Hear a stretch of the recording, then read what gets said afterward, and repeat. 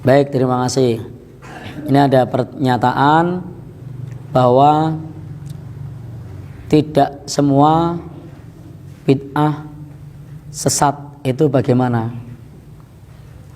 Baik, dalam hadis Nabi disebutkan kullu bid'atin dolalah. Ini nasnya sudah jelas, tegas. Setiap bid'ah itu sesat. Nabi bilang gitu. Lah kita mau gimana lagi? Tugas kita tinggal ikut Nabi SAW.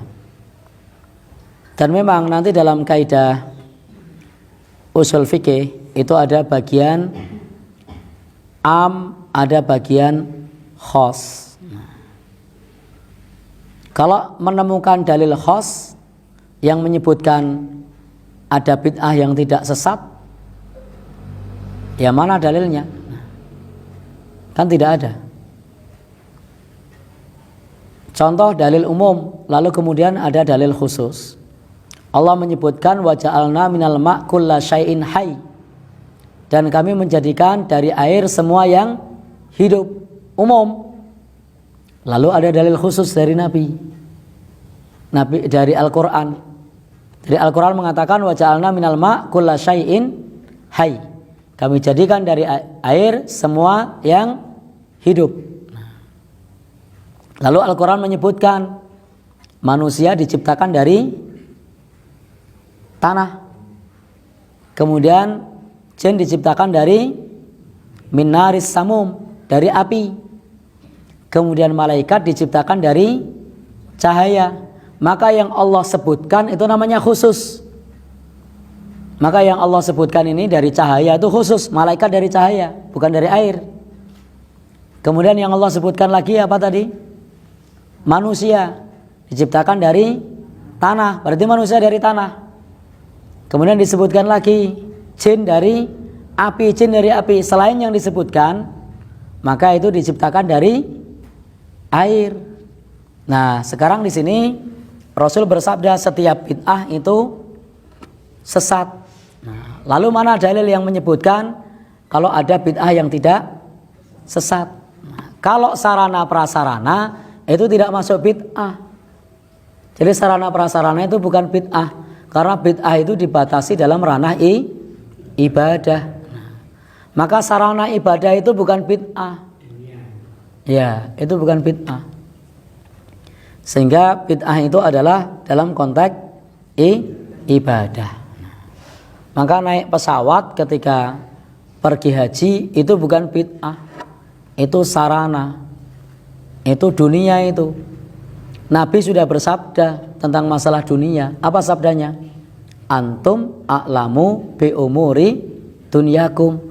Kalian lebih tahu tentang urusan dunia kalian. Maka jangan bilang jam tangan bid'ah, jangan bilang handphone bid'ah. Itu adalah urusan dunia, sarana prasarana, memudahkan kita beribadah, memudahkan kita beraktivitas. Yang disebut bid'ah itu adalah ibadahnya, bukan prasarananya. Lalu ada orang yang menyatakan bahwasanya dalilnya membuat bid'ah hasanah adalah man sanna sunnatan hasanatan. Barang siapa yang membiasakan kebiasaan yang baik, lalu dianggap sebagai bid'ah hasanah. Nabi aja menyebutnya sunnatan hasanatan, Nabi tidak menyebut bid'atan hasanatan. Sejak kapan Nabi menyebut man sanna bid'atan hasanatan? Nabi menyebutnya man sanna sunnatan hasanatan. Nabi tidak menyebut man sanna bid'atan hasanatan. Sejak kapan Nabi mengatakan man sanna bid'atan hasanatan? Nabi menyebutnya man sanna sunnatan hasanatan.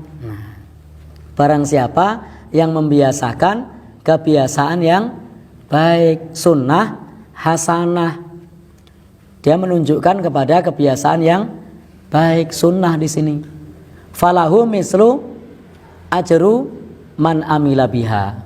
Maka dia mendapatkan pahala serupa orang yang mengamalkannya. Contoh, kita mengajarkan sholat sunnah. untuk dibiasakan, mengajarkan, membiasakan sholat sunnah misalnya, maka banyak yang mengikutinya, maka dia mendapatkan pahala sejumlah yang mengikuti.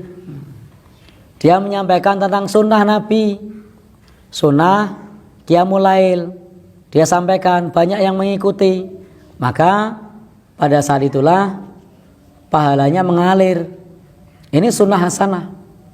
Ada orang tidak membiasakan zikir, membaca dengan zikir yang dituntunkan, lalu dituntunkan zikir yang benar begini, diikuti oleh orang banyak, maka ini namanya sunnah hasanah.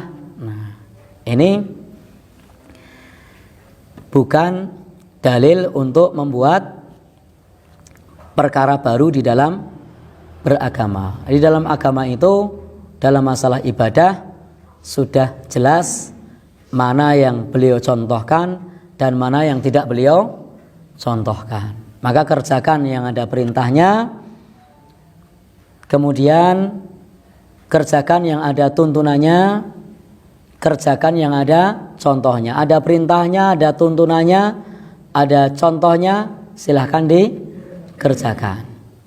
Tidak ada perintah, tidak ada contoh, tidak ada tuntunan, tidak ada isyarat di situ, dalam masalah ibadah tidak perlu dikerjakan. Tapi kalau urusan sarana prasarana, urusan dunia, itu tentu tidak masuk dalam kategori bid'ah. Jadi tidak setiap lafaz apa yang disebut tadi, apa namanya, kullu bid'atin dholalah tadi, kemudian bisa dikhoskan kecuali menemukan dalil khos.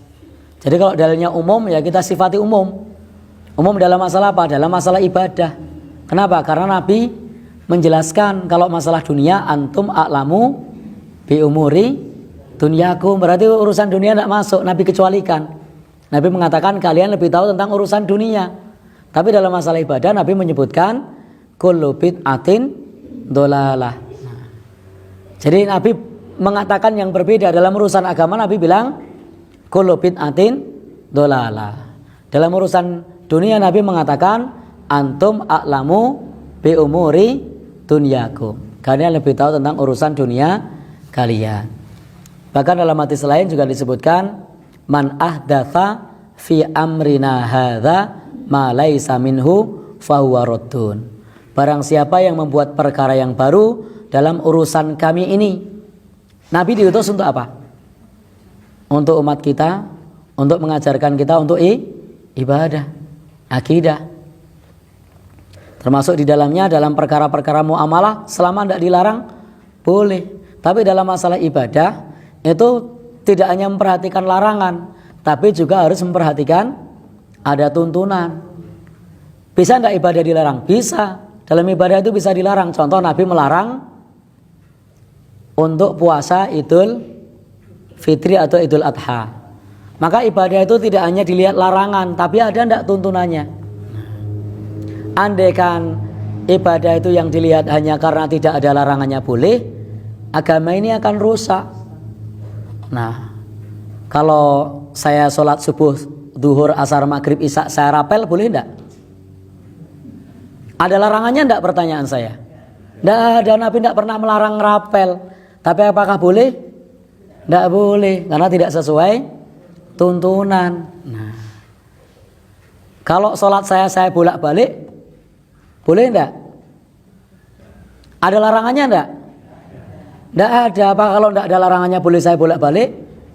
Tidak boleh, harus sesuai tuntunan. Nah, boleh tidak kalau kemudian saya pada saat melakukan ibadah tersebut, pada saat kurban kemudian saya pakai telur begitu?